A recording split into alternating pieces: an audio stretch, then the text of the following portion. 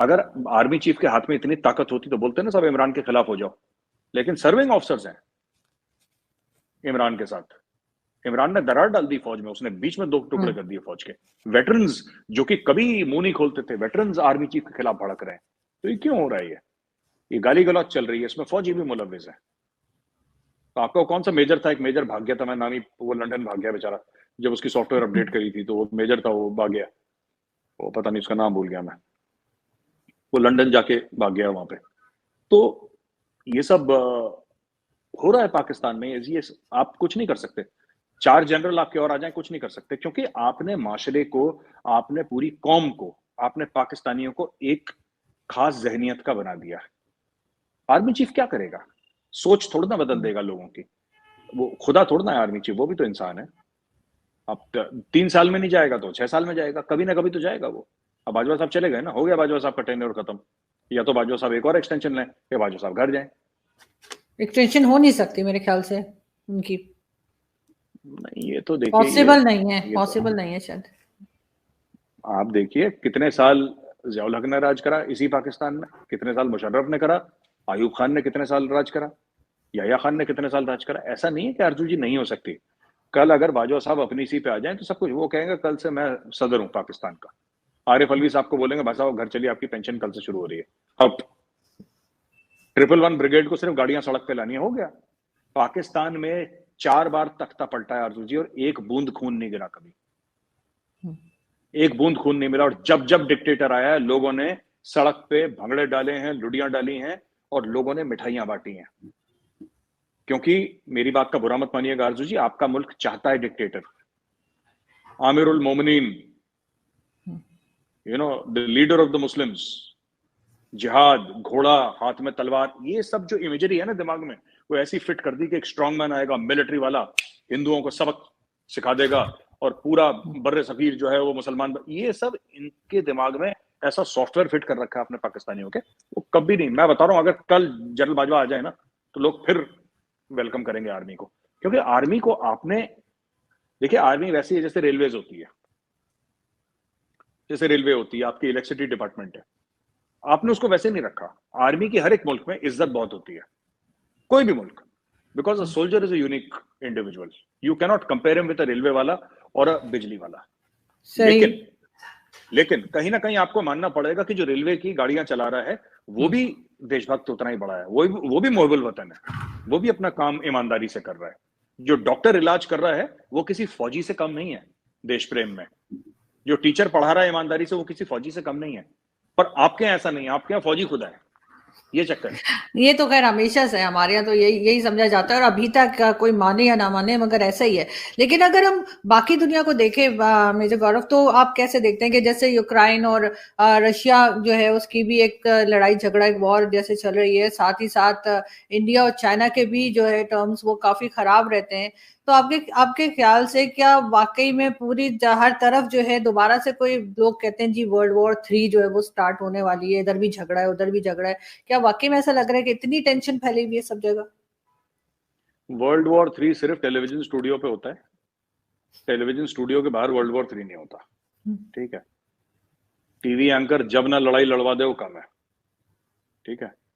आरजू जी ऐसा है कि यूक्रेन की जो लड़ाई है अब वो स्टेबल हो गई है, वो वायलेंस स्टेबलाइज हो गया है, ऊपर नीचे होगा।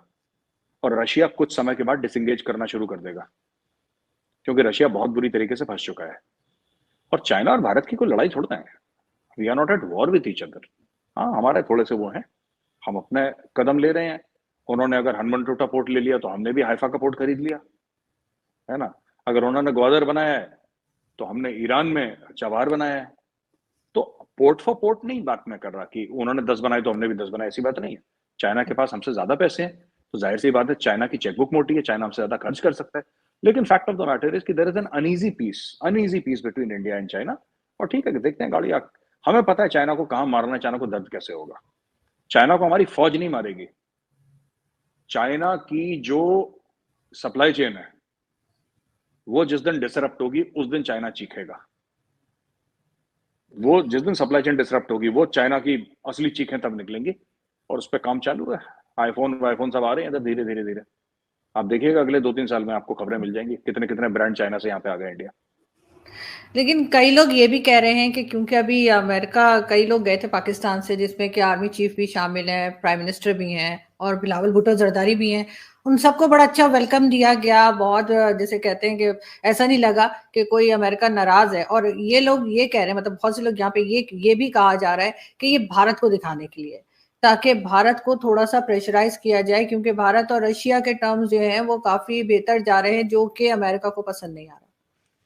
इसका मतलब पाकिस्तानी ये बात मानते हैं आरजू जी कि पाकिस्तान को जो इज्जत मिलती है वो भी भारत के लिए मिलती है, भारत की वजह से मिलती है ना। आपने जर्मनी की बात करी, जर्मनी जो इज्जत दी वो इसलिए दी क्योंकि अफगानिस्तान की वजह से आर्मी चीफ को आपकी इज्जत दी भारत की वजह से। ये कैसी बात है? ये फॉरेन पॉलिसी कोई होती है? देखिए आज अमेरिका हमें कुछ दिखाना चाहता है कि हम बड़े नाराज हैं, तो हो जाओ नाराज भाई। हमने अमेरिका से थोड़ा ना पैसे पकड़ने हैं कुछ, हमने अमेरिका से थोड़ा ना, उनकी सारी सुपर कॉर्पोरेशंस पावर कौन है चला रहा है? सर, सुपर पावर है सर, आप इनकार नहीं कर सकते। मैंने मना नहीं करा कि सुपर पावर है, मैंने कभी मना नहीं करा कि अमेरिका सुपर पावर नहीं है। अमेरिका की फौज हमसे तगड़ी है, अमेरिका की इकोनॉमी हमसे तगड़ी है, अमेरिका हर लिहाज में भारत से आगे है, मैं मना नहीं कर रहा।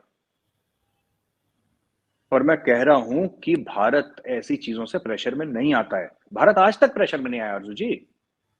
भारत के पास जब खजाने में कुछ नहीं था, भारत का खजाना बिल्कुल लुट पिट गया था, सिर्फ $1 अरब थे, बस $1 बिलियन। भारत अब नहीं झुका इनके सामने। हमारा वो कल्चर है ही नहीं आरजू जी, हमारा नहीं है कल्चर। ये नहीं होता भारत में, कोई भी हो, कोई भी सरकार हो। डॉक्टर मनमोहन सिंह नहीं झुके, डॉक्टर मनमोहन सिंह नहीं झुके, कांग्रेस के थे वो नहीं झुके, वो 10 साल।